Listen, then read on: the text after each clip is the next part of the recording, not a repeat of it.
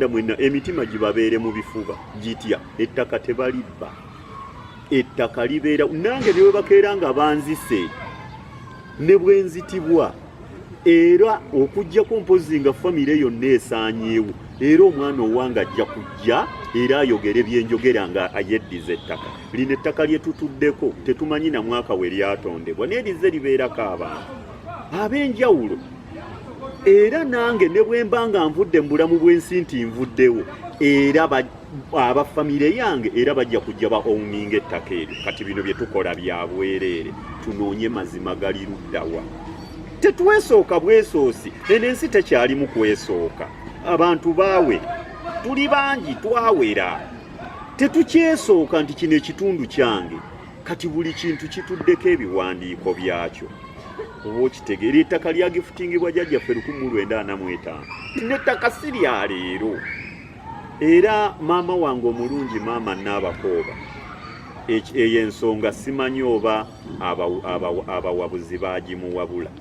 Secondly, maama yayogerako n'agamba nti bakamala okufuna letters bagenze ku ttaka okujjako lwakuba nti omuntu waliwo okutambulira mu butamanya nti ffe tetumanyi kyentegeeza naye nsaba nnyo tusomesebwe omuntu bw'omala okufuna letters bakuwa bbanga ki okgenda ku estate yo kubanga nze mmanyi nti kooti bw'emala okuwa letters from that day weefulumiza letters ebala emyezi 6 z'ennaku 18 okuba ng'omaze okulaga bwewagabanya oba bwewagabanya oba ebyobugagga wabigabanya otya gye bayita inventory report.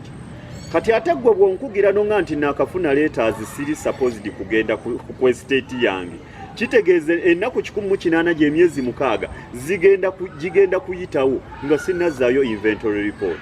Kitegeeza kooti erina obuyinza okusazaamu letters zange kati omutuufu yaliwa maama waffe omulungi ne kooti eno ennaku oba ebbanga lyegaba omutuufu yaliwa. Bannayuganda njagala nkwatibwe bulungi sivoola maama wange Nabakooba ate oyo omukyala mwagala nnyo kuba is the lady of no nonsense ye muntu ata kwegamba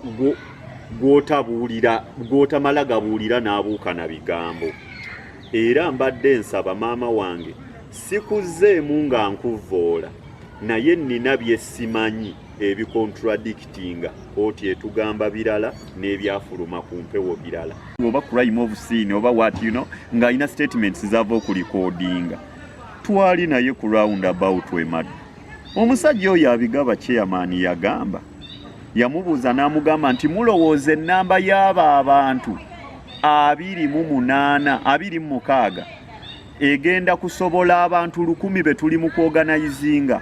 Can you imagine? Nalyoka alatinga ng'agamba nti you wait for the next 2 days you will see what is going to happen. Tewa era those 2 days kuba lwali lwa 6 lwe yayogera ekyo kati you count Saturday, Sunday, Monday ne bajja ne baataakinga.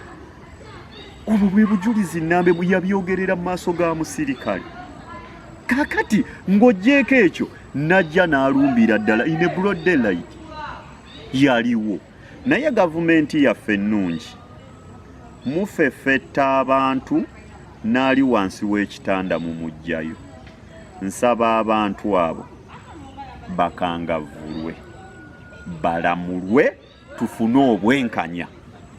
Kyogerako bwe mba nga ndi mufere ekyo kituufu kiyinza okuba ekituufu kwabo abategeera bwe batyo kunze n'abalala abamanyi ensonga eno ate bote kati bwe mba ndi mufere kitegeeza ne offices ez'enjawulo zonna twafeera ffenna. Lino ettaka lye twogerako njagala tubeere bantu bakulu. 1 ettaka lirina eddaame wano mu Buganda turespectinga ebiraamo ne watali mu Buganda outside tribes oba regions ez'enjawulo turespectinga kye tuyita will eddaame. 2 nze bwe mmala okufuna eddaame ngenda straight mu kooti bampa letters of probate. Bwe nva mu kooti ngenda mu land office mu ba commissioners era commissioner lands and urban development yaŋŋamba ebigambo bino n'agamba nti ettaka lino lizze lirabikirako abantu abeeyita nti mumale kunkakasa nnyo nti ettaka lino lyammwe buli kye yatutuma twakireeta ne details ez'abo abatudde ku ttaka eryo nga bannannyini tuzirina era twaziteeka ku mmeeza.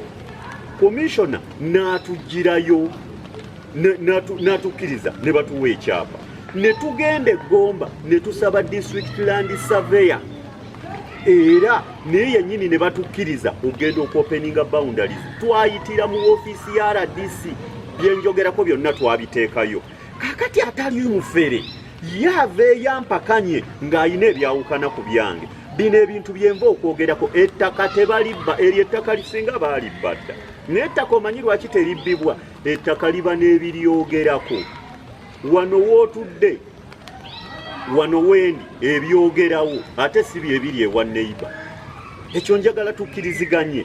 Era wano nsobola okuba nga ntuddewo olw'ebiwandiiko nti ebyange tebifaanagana biri wali.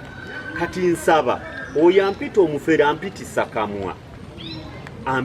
kamwa ajjeyo ebiwandiiko ebimenyawo ebyange. Kyensaba kakati ekirala mbadde nkyali mu mbeera y'okusiima nze kansanda mwenna emitima gibabeere mu bifuba gitya ettaka tebalibba.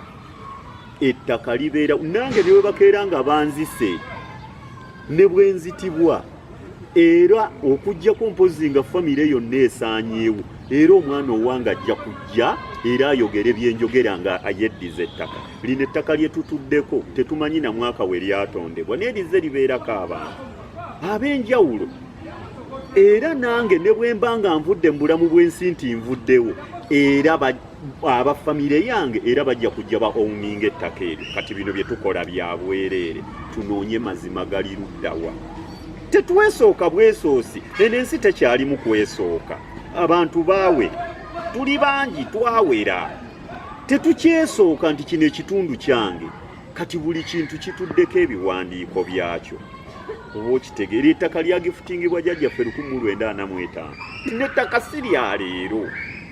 Era maama wange omulungi maama Nabakooba eyo ensonga simanyi oba abawabuzi baagimuwabula.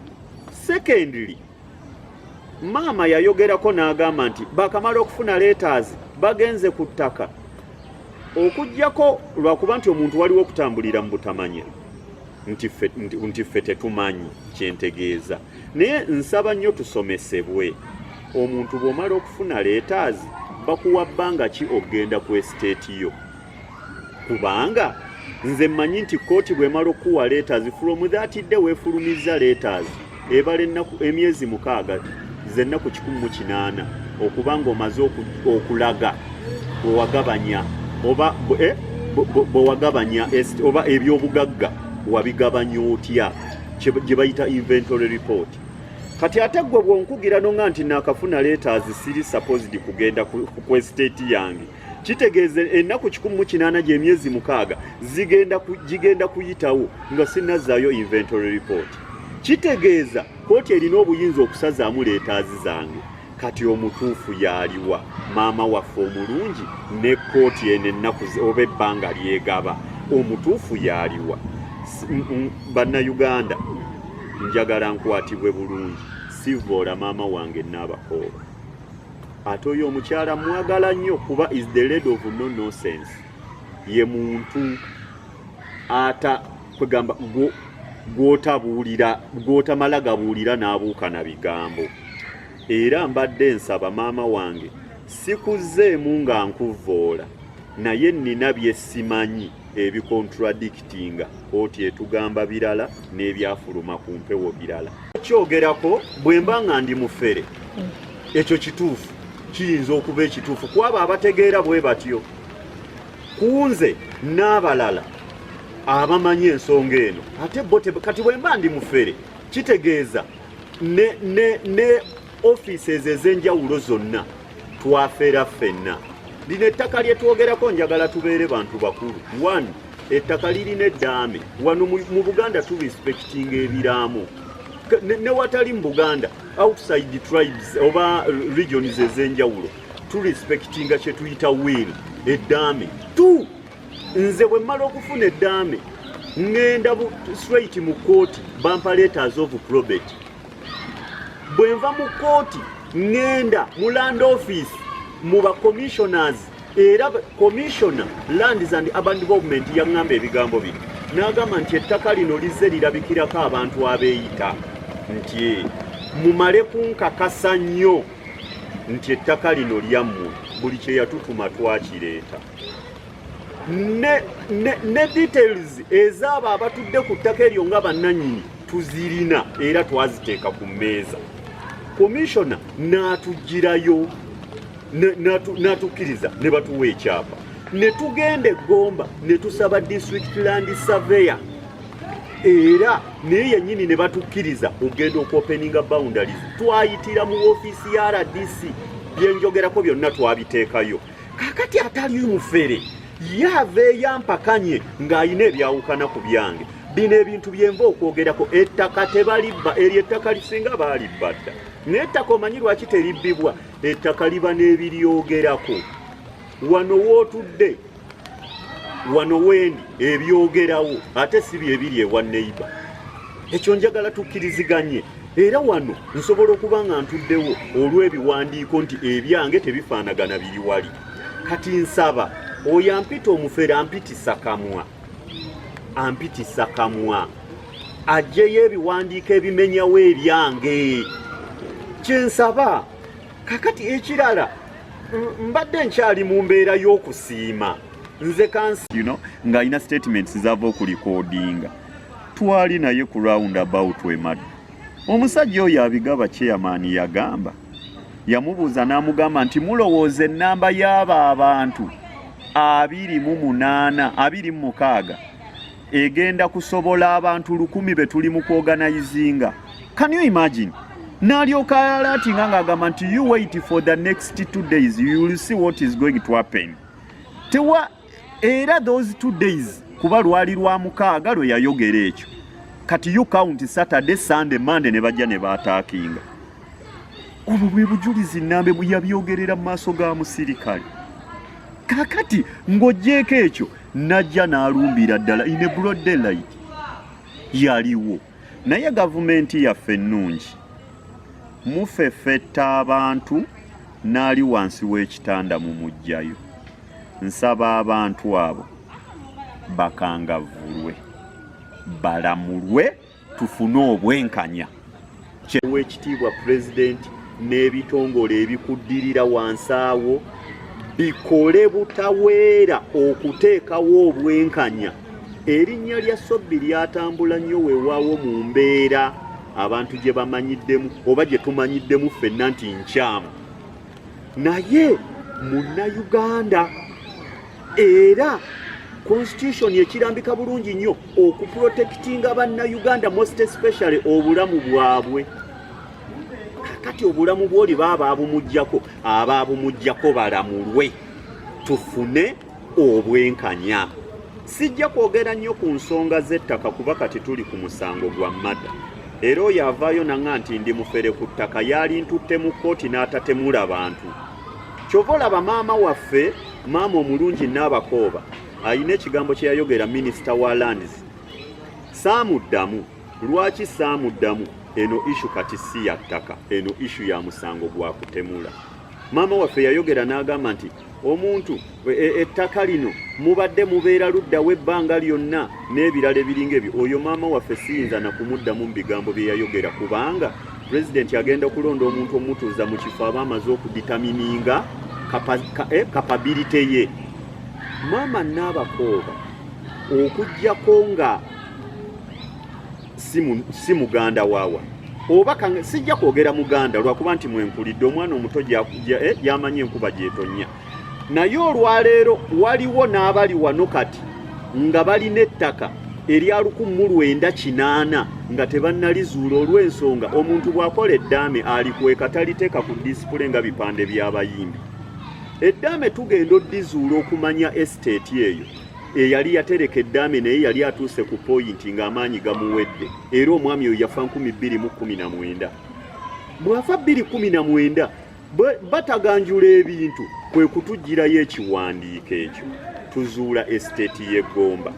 Bwe tuzuula estate y'eggomba tugenda tuvisitinga estate y'eggomba era tugituukako bulungi nnyo tugiraba.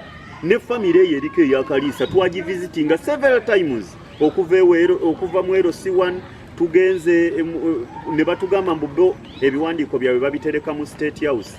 Era njagala nnyo okumanya n'okumanyisibwa oba mu State House mwe batereka oba njagala nnyo okumanya oba njiyite safe house oba tugiyita tutyo oba archive mwe batereka abantu ebintu bye baguze. Oba oli bw'amala okugula State House erina byetereka yeyina like room gye yateekawo tuterekera ebiwandiiko. Era bwe baayogera ekyo twadduka ewa RDC kuba be bali attached ku State House. Bwe tutuuka ewa RDC abo babasaba ebiwandiiko nga tebabirina steam. Era RDC ne bamupromisinga nti within 2 days tugenda kuleeta ebiwandiiko. Ffe kennyini abafamile tubawa wiiki ne tubagamba nti obakakasa nti temubirina tubongedde ne breathing space ya nnaku 5 ye wiiki mubireeta ebiwandiiko. Tebaakomawo mu ofiisi ya RDC badduka ne bagenda mu kooti ne batuwaabira omusango gwa criminal trespass. Nagwo gwennyini tugugumidde tugulindiridde era tubadde gwe tugendamu ng'ennaku z'omwezi 19 bajja ne batirimbula omuntu ennaku z'omwezi 18. Kyokka ne wa RDC bwe yamala okubayita nti mukomewo nga 6 badduka kukola malicious damage ku structures ze nali ntadde ku ttaka. Kwegamba waayo ekole fayiro bulungi n'abatannakwatibwa bakwatibwe fayiro egende mu kooti. Nze sigenda kubanga gurupu eri eyisa olugaayo mu kooti eyatemula. Nze ndi wansi w'amateeka ga Uganda era ninze kuwulira kooti kyenziramu. Kooti bwekeera ku makya n'ekatyemula nti lwakaana talina musango nyinza obutagenda nnyo wala. Naye nze ndi wansi wa kooti era nzikiriza byeneddamu oba byeneetugamba. Kuno okwebaza akola obulungi asiimibwa naye kuno okwebaza kudde eri abantu bano. Bangi nnyo bavuddeyo, bangi nnyo batusaasidde, bangi nnyo batukamfatinze oba batudduukiridde mu ngeri ey'enjawulo. Naye kannokoleyo abantu bano. Deputy RDC Gomba omwami Ajinjuki ye musajja gwe naalisabye nti gavumenti eno ne bwe President Museveni bw'amujja ku bwa RDC bwakiri amuwa obulamuzi. Oyo omusajja is a very straight man. Following ensonga eno from the beginning. Aza following ensonga eyo. Tatuwadde nnyo buyambi bw'amaanyi. Naye atudduukiridde buli lwe tubadde tugenda mu ofiisi ye ebadde nzigule era tubadde tufuna obuyambi. Omukyala Nakamya Harriet RDC Full Gomba. Omukyalo oyo akoze kyamaanyi nnyo era amawulire agayita oba gayise ennaku nga 2 ku media houses ezimu interviewing omukyalo oyo n'agamba nti bannayuganda mubeere bakkakkamu. Poliisi ekola omulimu gwayo. Weewaawo kooti mu kaseera kano nzigale naye abazza emisango bagenda kukwatibwa. Ekyo kyekigambo ne pulezidenti kyatera okukozesa. Era bino ebintu bannayuganda tetuddawo ne tutandika bannange gavumenti ya Museveni bino tabimanyi. Zino kawukuumye ziri wakati awo. Nze wande waliwo eyantiisa tinyamba ku kintu ekyange. Abo abasajja basooka ne bakola malicious damage ne bamenya ennyumba z'abakozi ze nazimbako. Twali tugenda mu ofiisi ya RDC ng'ennaku z'omwezi 6 omwezi ogwa December bano bajja ng'ennaku z'omwezi 5 ne bamenya ne bakola everything ne bonoona buli kimu kyonna ne bakidamaginga. Era fayiro eri ku poliisi etambula. Ye gurupu yemu ate nga neri yakola malicious damage still abigaba yaliko. Olwaleero ye gurupu yemu ye yajja sawa 7 ogw'emisana ne batirimbula omugenzi n'abalala ne bwe mwagala ebifaananyi ebisinga 2 ne wala ne babeera seriously injured. Naye ekigambo kiri kimu. Nze nja kuva waggulu nga nsaba gavumenti ya Uganda era njebaza ne sekwebaza kubanga ekitongole kya poliisi kiri under this government. Poliisi most especially sijja kwogera poliisi yonna, poliisi y'e Kanoni ekoze omulimo wewaweera waliwo amasimu agava wawawawo mu nsonda ez'enjawulo naye Kawukuumi ajja kulabika. I'm telling you, Kawukuumi ajja kulabika. Buli lwolaba enkima ng'erinnya yeeyongera waggulu gyekoma okulaga obwereere bwayo, Kawukuumi oyo ajja kulabika. Era nina omukulu omu ku Sseemwanyi yaŋŋambye nkwegayiridde bwe nnoonyeza nnamba z'abantu abo abakuba. Okujjako kati kyenjagala ennyo okubeera njagala nnyo kubanga njagala kuba vigilant okulaba omusango guno guwunzikira luddawa, kubanga waliwo okukwata omuntu. Kati President Museveni asiiba ayogera gwe bayita Kawukuumi, nakati olwaliro waliwo amasimu agayitiŋŋana nga fayiro eyo mugireete tugikwatire wano bwe wati ne bwe wati. Gwani poliisi yekola omulimu ogwo, ate kakati gwe ow'ekitongole ekirala ovaayo ogamba mbu oyagala kuteekinga ova ekyo kye bayita okutta fayiro. Gw'ojagaza ki? Leka poliisi ekola omulimu gwayo, kuba from the beginning poliisi yebadde ekola omulimu ogwo era yeyakutte n'omutemu. Nze bukyanga bakwata abantu lwe nategedde omusango gwatandise leero, kubanga Ssaabatemu oba omu ku Bassaabatemu bamukutte leero.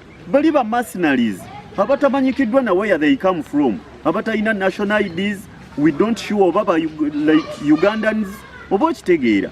Naye olwaleero twakutte gwe tuyita Munnayuganda, weewaawo nti eggwanga lituliraanye ly'eggwanga lye naye Munnayuganda. So olwaleero nze mbala omusango gwatandise leero, era nsaba poliisi egende mu maaso n'okukwata abantu abo, ate bw'emala obbakwata awo ku poliisi tebakyalawo ebateeke gye bateekeddwa okubeera, bagende mu kooti etuwa obwenkanya. Nja kwogera nnyo ku kigambo ekikwatagana n'omusango ogwo. Omusango ogwo musango gwa kutta muntu. Kati bwe gubanga musango gwa kutta muntu, Constitution ya Uganda ekirambika bulungi nnyo omuzzi w'omusango waateekeddwa okubeera. Kati nsaba abo bonna abazzi b'emisango baleme kubeera kudduka baveeyo bajje ku poliisi bawe statements, then okusinza ku statements zaabwe poliisi esalewo nti bano tebamanyi musango. Naye babeera nga balabibwa ina broad daylight ssaawa 7 ez'emisana nga batirimbula omuntu atali omu abatali babiri oba basatu nga bali ku bulago bw'omuntu batema nga abatema ente, ne bafumita mu mutwe, ne bafumita mu bulago, ne bafumita mu kifuba. Bannaaye kambabuulire kino kye twogerako bulamu bwa muntu. Ate bannayuganda tuleme kujajinga nsonga eno mu mbeera ey'obusungu. Twogera ku kye bayita obulamu bw'omuntu. Someone's life matters. Ne bwabeera mulalu tattibwa. Omusajja oyo yali alina kyagatta ku ggwanga. Tubeere beerufu twogere oba okitegeera. Niye tuleme kusalira muntu musango. Ani mulongoofu wano gwe tugamba nti ono ye mulongoofu. Buli omu alina ebikolobero bye, naye buli omu kwegamba abisirikidde. Tuleme kutunuulira bibi bya Ssobi byokka, twogere ne ku birungi. Wano mu Buganda bagamba nti sajjabbi teribulako kalungi kaalyo. Waliwo bakoledde ebirungi abagagga b'omu Kampala muno mwebali. Tetujja kwogera nti nze nzekka, kuba nze nasiŋŋaana Ssobi era nansaba omulimu ogwo nti ajja gukola ogw'okuleeta abaana basaawe faamu bakiriyalinge okulaba nti abasaveeyinga bulungi beerula empenda. Nze sigulangako masinale kujja kuuma ttaka, ate nkuuma kiki ekyange, ate omba ndi mubbi oba okitegeera. Naye waliwo abantu abamu lwakuba nti bagamba ebirwa byerabirwa, naye abantu bangi abafunye mu musajja oyo. Njagala kusaba pulezidenti w'eggwanga obubbi bwa gomba obumanyi, ffe tufuniddemu obuvune. Nze ku myaka gye nina nkyali mwana muto, naye omugongo gumenyese lwakwagala kulwanirira nsi na kaluluko. Sina kirala kubanga nalaba NRM yakola bubi mu Buganda olw'ekibbataka. Ngezaako okulaba nti erinnya lyo likola ki? Naye bano abantu boowe emmundu ate babaddamu ne balizawa. Abano ababbi abakubbidde ente ne bazitwala n'ozimanya, ne bakubbira n'ettaka ne batuusa ekyapa. Olaba omuntu wabbira ettaka lya pulezidenti n'afulumyako ekyapa, ate olowooza omwana yingi. Mukama bambeera omukisa. Obutaweerera baana baabwe, abantu okubeera abanaku, abantu obutasobola kubaako kye beesobozesa okukola. Naye omugagga omu kibeera gomba tekiri walawa wonna ye muntu ajja omuntu omu nasengula ebyalo mukaaga era ne bamuteerako omukono RDC nasirika DPC nasirika akakiiko k'ebyettaka ne kasirika na buli mukulembeze yena nakola ki naye ffe pulezidenti yagenda mu nsiko ne banne ekyo kyaliwo kiri mu byafaayo waliwo efuga bbi mwalimu okunyigirizibwa nga kuno mwaliwo okugobebwa ku bibanja nga bino bye mulaba mwalimu abantu okukozesa obuyinza obubi ebyo byonna byakola ki abazadde baffe abaliwo mwaliwo mwabiraba naye nga tetwayingira mu buyinza kati bitandise okuddamu okukola ki okukomawo naye eddanga twalina obukulembeze bwonna naye nga buli omu yenna atya naye ffe tubagamba tetugenda kutya ekyatuleeta wano mu kalulu okuyingirawo ffe twajja tuli balwanyi twagala kuyimirira nammwe okuva n'olwaleero njagala tumale ekisanja kyaffe abigaba nga tewali muntu gwe bagobaganyiza ku kibanja oba ku ttaka ine emundu abamanyi buli kimu kyonna abaina ne lisiti y'abantu ey'okutta ffe batusindikira mesagi enkya n'eggulu ffe tetulina bukuumi batuleetera abatemu ne babaleeta ne babateeka wano nga boogera bulungi ku kamera eggwanga ne libateekako media station zonna ne ziba interviewinga n'agamba naakatta abantu 600 era nze mumpeereza miliyoni 5 nkuttira omuntu bamuleeta ne babateeka ekigezi nga baliwo be batadde ku lisiti okukola ki naye katonda otalya nguzi yalaba omusi w'abantu 600 mu omu teyamukkiriza amutte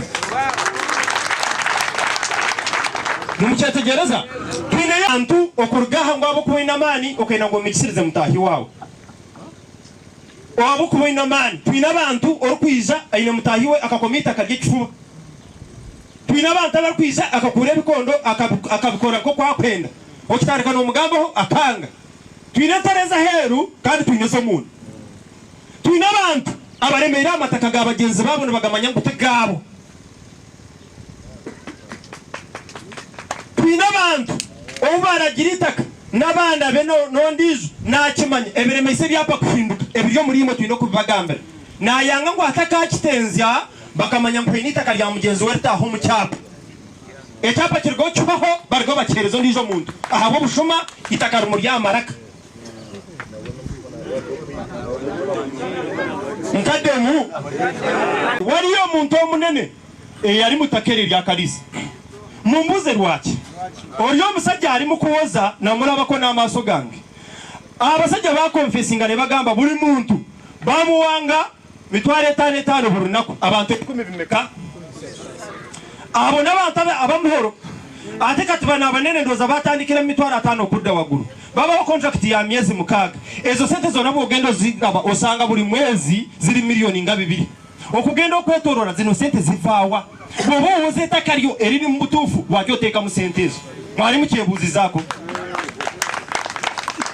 ekitegeeza bano abantu beekweka ne bagenda mu mabega ne baleeta ono ne babanga gw'olwana naye naye ng'emabega waliyo omunene gw'okola ki ekirala nawudde wano abantu bagamba Ssobi yafa beebale waliwo abeebaziza nze siri musanyufu mumanyi lwaki Ssobi waliwo omuntu omu yatugamba nti bw'obeera n'omukyala ewaka ng'alina omuzimu gw'okwagala abakozi ba house boy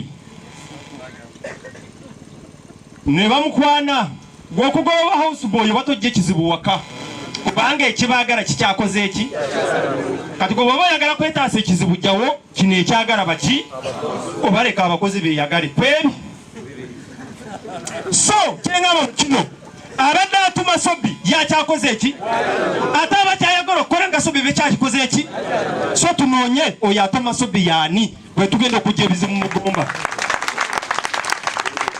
ekisembayo weteesa otukunda nitukusiima aha bw'embabazi zawe nitukusiima habw'okuhikiriza ezo bintu byentiteekateeka watayayisa okitiinisa nasasira nabo okatayisa bagenzi bawe abaruga omugomborra ya kifampa ekigezi egomborra omutawuni kanso ofuti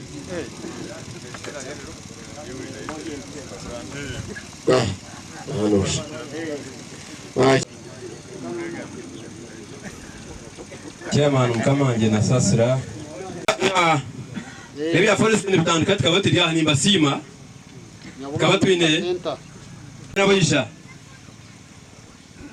ensonga yatereta hariho ensonga nk'ibiri nyo zinkuzagambaho kandi zose mukatoranise karyo mu magomborera gona tutunge namba zabo ekiro mubateekesa court order mu nkola RDC teyalabikako DPC agenda atya mu operation nga head wa security tamanyi DPC ani oyo ye RDC obakale yali Bweru yali simanyi yali Saudi Arabia ali hajinjuche yaliwo ebiseera yali agenzeko ku ground clearing office ya president nti yali involved mu kintu ky'okubba ente za Lwamulamu alizira ground kushobora te office beta birumu kati bengamba RDC ye mubbi lwakisika information yange president akifuna president kababenteze ategeera obunafu obuli mu Gomba nti DVA yazibba Ssobi kafe president ategeera nti Gomba nti ndwadde koye ettaka erimu okubeerako ebyapa ebisatu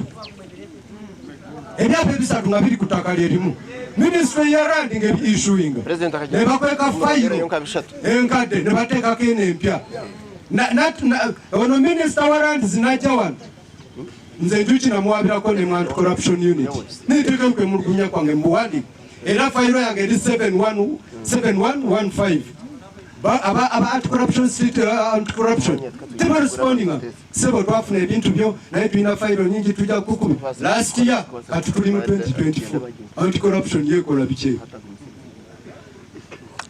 engaro tuzikumara ngenda kumwongerera manyani yenda kubagambira ngo kuzwara bushatu kwihamwe nobuna kugamba bingi nkagamba manya kunkuza kukole bihano kongo mutuma gwanje bitarumu ne byabusha